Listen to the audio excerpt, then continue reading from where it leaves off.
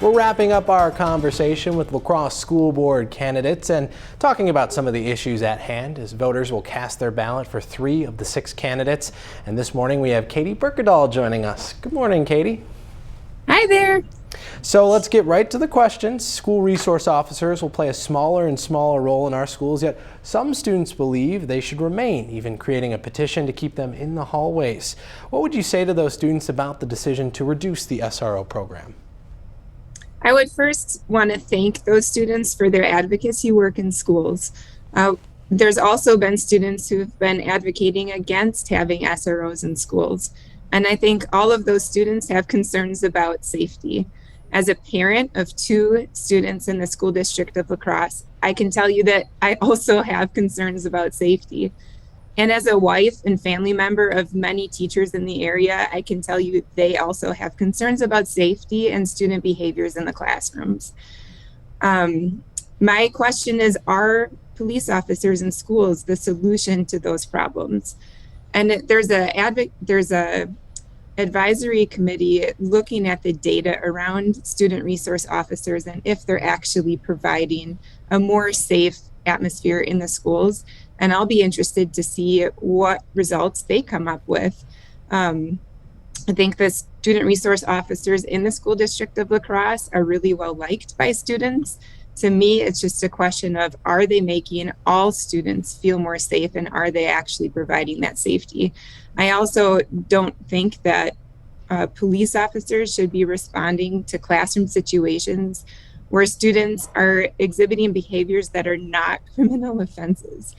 So I have kind of split feelings about this issue, and I look forward to hearing more from that advisory committee. And I applaud any student who's advocating for what they believe in. We're already seeing a decrease in enrollment in the district, and we're expecting to see that grow. Do you think La Crosse's high schools should be combined? Why or why not? I think I'm the only graduate of a local high school running for school board right now, so I have to admit a bias here. I graduated from Central High School in 1999. So it's been hard for me to separate my own personal feelings from what's right for the community on this issue. I am able to do that, though. I just have to admit a bias, though. To me, the reason for combining the schools is primarily a financial reason, which is understood. It just makes it a little gut-wrenching for those in the area who are alumni of those high schools.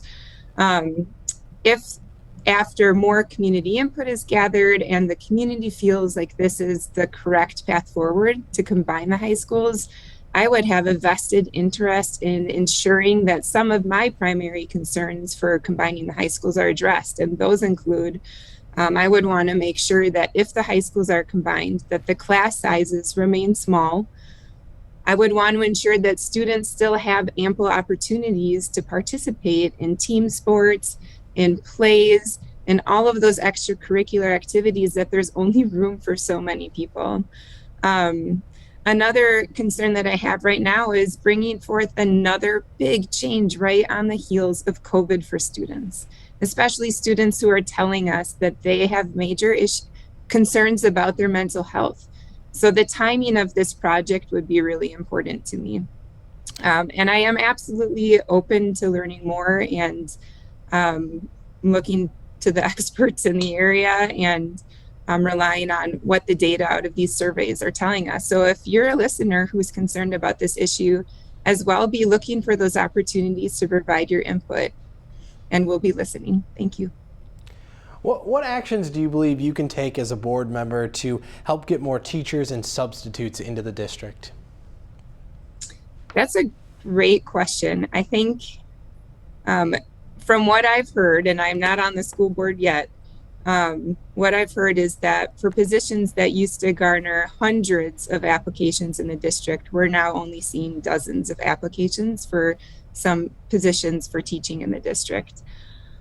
I think this is likely the number one concern of the human resources department in the district. And I think the school board can be great partners in helping them to address some of the things that could be helpful solutions, like making teachers feel more supported, I think there's, from some of the substitute teachers I know, one of their concerns about entering certain buildings in the district is a concern about safety. So how can we support teachers more to handle some of the disciplinary issues that they're incurring in classes, to reduce that barrier for some substitutes who may fear going into some areas of the district.